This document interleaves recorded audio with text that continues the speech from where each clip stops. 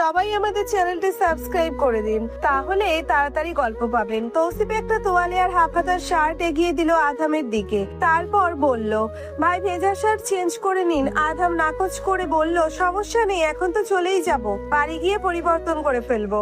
আপনাদের যেতে দেরি হবে, বাবা পলাশ চাচা আর পূর্ণর মা আনতে গেছে, সবাই একসাথে চলে যাবেন। এতক্ষণ ভেজা অবস্থায় থাকার চেয়ে আমার শার্টটা পরে নিন, যদি কিছু মনে না করেন আর কি। আধাম তৌসিফের শার্ট হাতে নিয়ে পূর্ণর গা থেকে হাফ প্যান্টটা খুলে সোফায় শুইয়ে দিয়েছে। লেংটু যদি সজাগ থাকতো তবে লজ্জায় কেঁদেই দিত।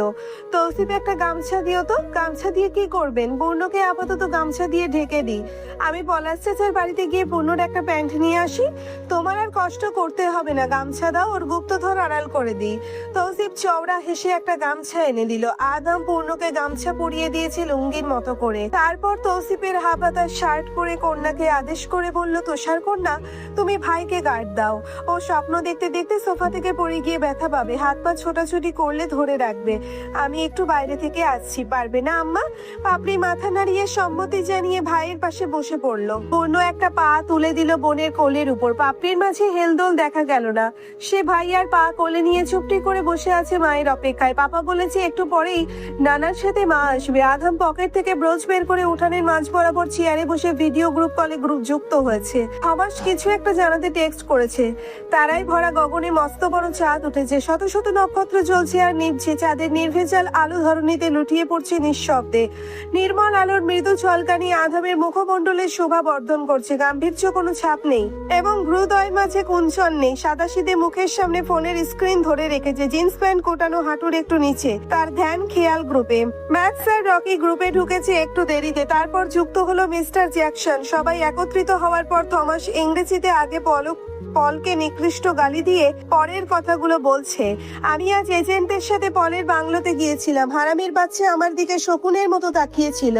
আমি তো আর সেই 14 বছরের কিশোর নই, আমাকে চিনেও চিনতে পারিনি। ইচ্ছে হচ্ছিল ওর চোখের ভেতর আগুনের গোলা ঢুকিয়ে দিই। কুত্তাটার নজর অসহ্য লাগছিল। সে যাই হোক, আমি একটা পোর্ট্রেট পেইন্টিং দেখেছি লিভিং রুমের দেওয়ালে। পেইন্টিং এ একটা যুবক ছিল হাসছে, আর তার ক্যানাইন দাঁতটা স্পষ্ট ছিল। গোধূলির সোনালি রশ্মি যুবকের মুখের উপর আছড়ে পড়ছে, আর মৃদু বাতাসে তার কপালের চুলগুলো একটু দুলছে। তৈলচিত্রটা আমার নজরে আসার পর অ্যাডাম তোমাকেই আমি কল্পনা করেছি। যদিও মুখটা অস্পষ্ট ছিল, মুখের এক পাশ আঁকা হয়েছে। অত্যন্ত নিখুঁত ছিল ছবির কাজ। কেউ নিখুঁত বর্ণনা দিলে এইরকম পেইন্টিং আর্ট করা যায়। তুমি কিছু বুঝতে পেরেছো অ্যাডাম? ঠাস করে রকি বলে উঠলো, ওইটা অ্যাডামের পেইন্টিং। খচ্চরটা কুত্তা পাগল হয়ে গেছে। আচ্ছা থমাসও তোমার নিকটবর্তী হতে চাইনি? আমার বয়সটা 15 বছরের কম হলে ঠিক নিকটবর্তী হতো, কিন্তু খটকা লাগছে অ্যাডাম যুবক হওয়ার পরও এইভাবে আসক্ত হয়ে আছে কেন? হাই তুলে ম্যাক্স উত্তরটা দিল, আরে বুঝো না, হালার পুহালায় অ্যাডামের স্মাইলের উপর ঘায়েল হয়েছে। ও মরে যাওয়ার আগেও অ্যাডামকেই চাইবে। কবে ও রাত পচা আধবইরা বডি দিয়ে বারবিকিউ পার্টি সারতে পারে। চোর, বাটপার, ডাকাত, খুনি, কত ধরনের ক্রিমিনাল দেখলাম, কিন্তু সাইকোপ্যাথদের মতো কুখ্যাত হারামি একটাও দেখিনি। ওদের মনে বিন্দুমাত্র দয়া মায়া নেই। রয়েস হয়ে অ্যাডাম ঠোঁট ফাঁক করেছিল কিন্তু কিছু বলতে, তখনই শব্দরা আটক হয়েছে গলার মাঝপথে। নাসারন্ধ্র প্রহার করলো সুগন্ধি লেবু ফুলের তীব্র ঘ্রাণ। সে চোখ তুলে তাকালো, নয়ন চোরাই ধরা দিল আপন নারীর ছন্দ তুলে পদধ্বনি। স্নো কুইন তার বাবার কাঁধে মাথা রেখে তালে তালে হাঁটছে। পলাশ মিয়া আদুরে ছানার মতো এত বড় মেয়েকে আগলে নিয়ে কদম ফেলছে। দৃশ্যটা কত সুন্দর। বাবা মেয়ের চমৎকার যুগলবন্দি। পূর্ণিমা ডার্ক ব্লু কালারের প্লেন বোরখার সাথে ঘেরাও করা স্কার্ফ দিয়ে মুখ বেঁধেছে। বড় বড় নেত্রপল্লব আর হাতের কবজি থেকে 5-10 আঙ্গুল ছাড়া পুরো শরীরটাই আবরণে আছে। পূর্ণিমা পাশ ঘেঁষে চলেই যাচ্ছিল, হাতে টান পড়লো। একজোড়া মোহিত চোখ ওকে দর্শন করে নিয়েছে কয়েক পলক। তারপর নরম হাতের তালু থেকে বাতাবি লেবুগুলো ছিনিয়ে নিল পুরুষটা। উভয়ের আঙ্গুলে আঙ্গুল স্পর্শ হয়েছে। অ্যাডাম গাঢ় করে ছুঁয়ে দিল হাতের নরম চামড়ায়। তারপর অ্যাডাম তার কাজে মনোনিবেশ হলো, আর পূর্ণিমা ঘরের ভেতরে চলে গেছে। পূর্ণিমার চোখ আটকে গেল সোফায়। পূর্ণর পা নিজের কোলে ঠেসে বসে আছে পাপড়ি। মাকে দেখতে পেয়ে ছোট্ট সোনামণির চোখের তারায় উৎফুল্লতার ঝিলিক মেরে উঠল। পূর্ণিমা বাবার হাত ছেড়ে পা চালিয়ে ছেলে মেয়ের কাছে গেল আগে। তারপর ঘুমন্ত পূর্ণকে কোলে নিয়ে পাপড়ির ডান হাত ধরে তাহমিনার ঘরে গেছে। তৌসিফের বউ আর তাহমিনা বহুদিন বাদে পূর্ণিমাকে পেয়ে ঘিরে ধরেছে। পূর্ণকে সুন্দর করে বালিশে শুইয়ে দিয়ে পাপড়িকে খাটের উপর বসিয়ে দিল। তৌসিফের বউ মনোযোগ দিয়ে পূর্ণিমাকে দেখছে। তাহমিনা টেনে টুনে পূর্ণিমার গা থেকে বোরখা খুলে সাইডে রেখেছে। গাঢ় বেগুনি রঙের সিল্কের শাড়ি পরেছে রমণী। দীর্ঘদিন পর স্বামী বাড়ি ফিরেছে, তার জন্য আলাদা সজ্জায় যেই পরিপাটি হচ্ছিল তখনই জহির সাহেব ওদের বাবা মেয়েকে এক প্রকার জোর করেই ধরে নিয়ে এসেছে। ছিমছিমে শরীরে শাড়ির ভাজা সুনিপুণ গতিতে পড়ে আছে। তাহমিনা মেহেদি নিয়ে বসে পূর্ণিমার হাত টেনে ধরেছে মেহেদি দিয়ে দেওয়ার জন্য। পূর্ণিমা নিজের হাত গটিয়ে নিয়ে পাপড়ির হাত বিছিয়ে বোঝালো, আমাকে না আমার মেয়েকে মেহেদি দিয়ে দাও। সেই কখন থেকে তৌসিফের বউ গোল গোল চোখে পর্যবেক্ষণ করছে পূর্ণিমাকে। ত্বকের জেল্লা বেড়েছে, আভিজাত্য রূপের বাহার খুলেছে, সুখী সুখী ছাপ স্পষ্ট বিদ্যমান। এই মেয়েটার বিষাদিনী রূপটা ছিল মায়া মায়া। তারেকের মার ধরে চন্দন চর্চিত গায়ে কালচে দাগ পড়েছিল। আধামের সহধর্মিণী হওয়ার পর ব্যাপক পরিবর্তন এসেছে রমণীর আদলে। হাতের আঙ্গুলে খাপ খেয়ে লেগে থাকা পান্নার আংটি আর গলায় ঝুলে থাকা পেন্ডেন্ট পরিহিতা রূপবতী নারী থেকে চোখ ফিরানো মুশকিল। তাহমিনা আধামকে নিয়ে কি জানি বলল, অমনি বরফ সাদা গালের আলিত্য রেখা ফুটে উঠল।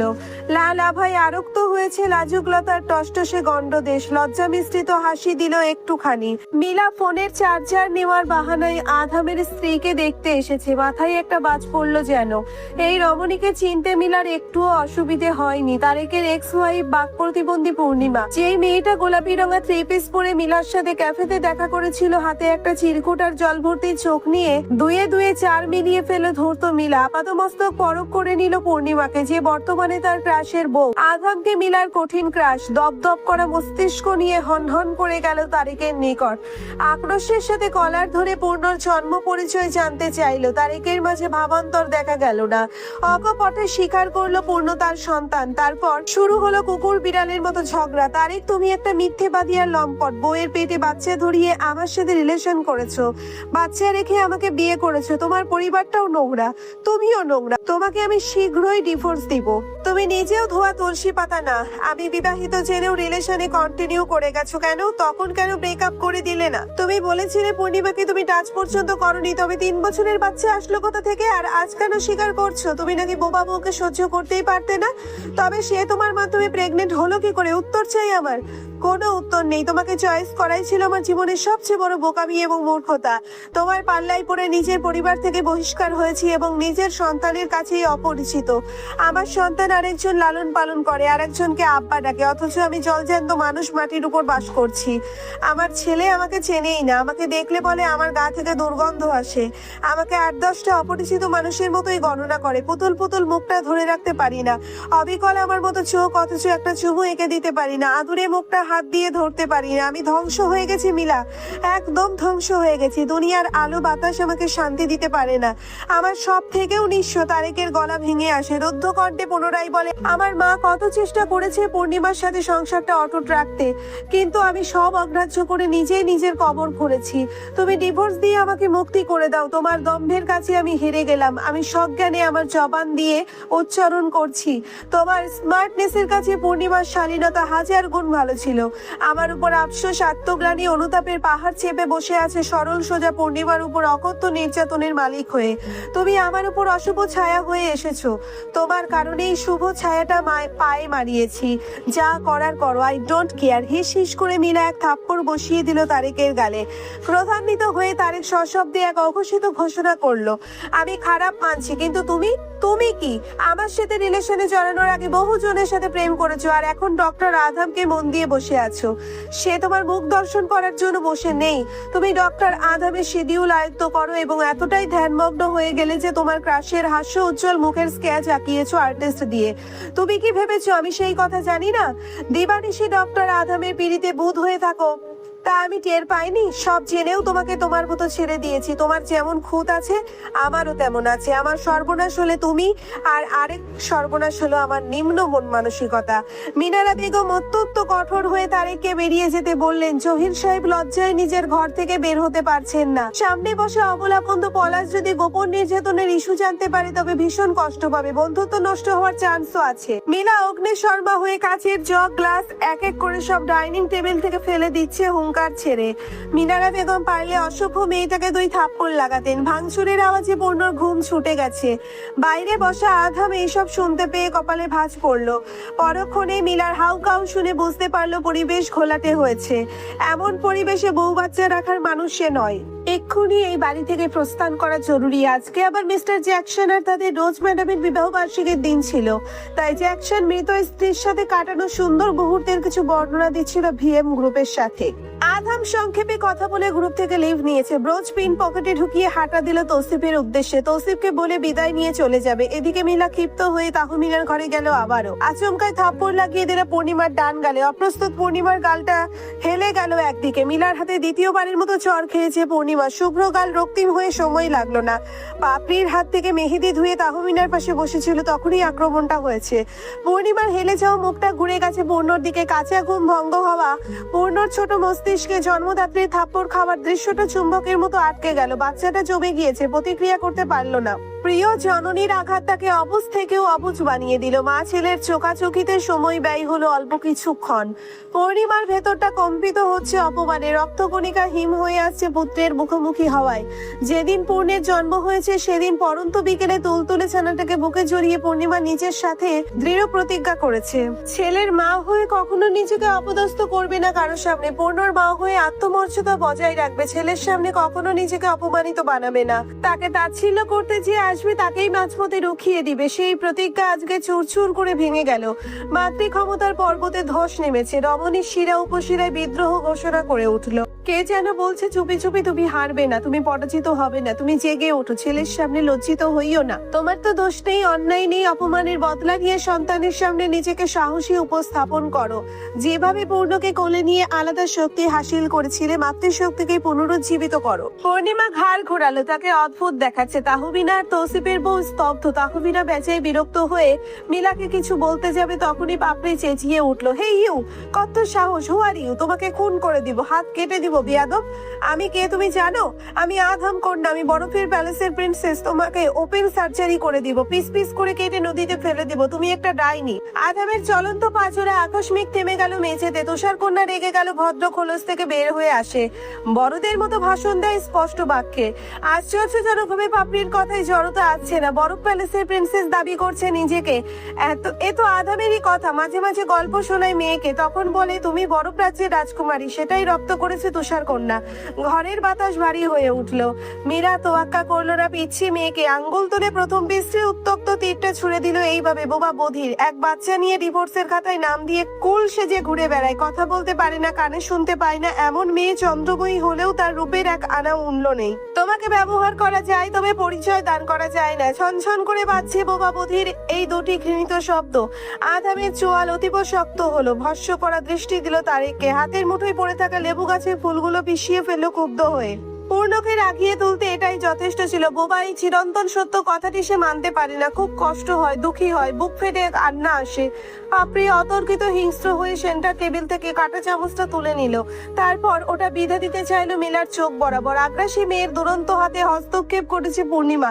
পাপড়ির এহেন হিংস্রতা পরিদর্শন করে মিলার আত্মা কাঁপছে। একটা বাচ্চা এতটা ডেঞ্জারাস কিভাবে হয়? তৎক্ষণাৎ মনে পড়ে গেল চেম্বারে আধাম কলমের নিফ এভাবে তাকে করেছিল মিলার চোখের মনির একটু দূরে। আজ পাপড়িও একই কাজ করতে যাচ্ছিল, হুবহু বাবার কপি। বাবার কাছ থেকেই এসব রপ্ত করেছে। মন্ত্রী কামালের চোখের সামনে আধাম কাঁটা চামচ ধরেছিল। কি ভয়ঙ্কর বাবা মেয়ের কাণ্ড কারখানা।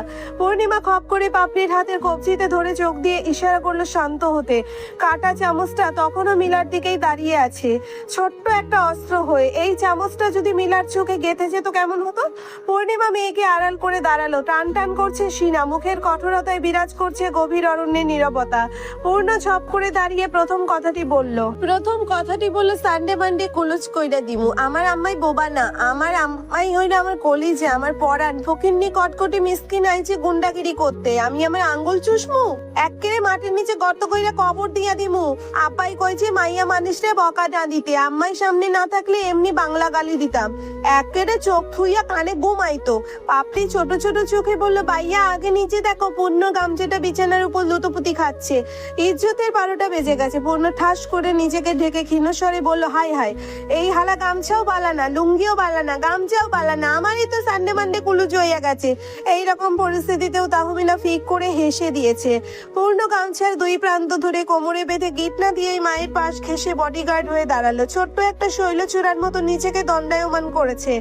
এই ছেলে বড় হলে নিশ্চিত মা বোনের সামনে হিমালয়ের প্রাচীর হয়ে দাঁড়াবে। মেয়েরা হলো মায়ের জাতি, মেয়েরা হলো সম্মানের প্রাপ্য। মেয়েদেরকে কথার মাধ্যমে গালি দিয়ে আঘাত করতে নেই। এ হলো পিতা আদমের লেকচার। আমেরিকা যাওয়ার আগে পূর্ণর মাথায় স্নেহের বিলি কেটে সুইমিং পুলে পা ভিজিয়ে এভাবে উপদেশ দিয়েছিল ছেলেকে। ছেলে সেই নির্দেশ ভুলে যায়নি। অর্থবহ সংলাপ বুঝতে না পারলেও মর্মার্থ অর্ধাংশ ঠিক বুঝেছে। তাই তো মুখটা গালি দেওয়ার জন্য চুলকালে ও সেই মুখটা বন্ধ রেখেছে। জননীকে সামনে রেখে মুখ খারাপ করবে না। পাপড়ি নিচে নেমে বাবার তালাশ করতে গেছে। বাবাকে দেখে হেঁচকি তুলে কেঁদেই দিল। পিতার বুকে মুখ বুঝে অস্ফুট স্বরে বলল, চলে যাবো বাবা। পূর্ণ শাড়ির আঁচল কোমরে গুজে চুলের খোপা শক্ত করে বেঁধে প্রস্তুতি নিচ্ছে। তারপর পূর্ণকে বাপাসের কোমরে ঝুলিয়েছে। পূর্ণকে কোলে নিয়ে ফাইট করবে। পূর্ণ হয়তো বুঝলো তার মা এখন কি করতে চলছে, তাই তো বড় বড় গলায় বোনকে ডাকছে, বইন তাড়াতাড়ি আইয়া দেখা যাও। বাপরে হেঁচড়িয়ে আদামের কোল থেকে নেমে গেছে। পূর্ণিমা ঠাস করে এক চড় লাগিয়ে দিল মিলার গালে।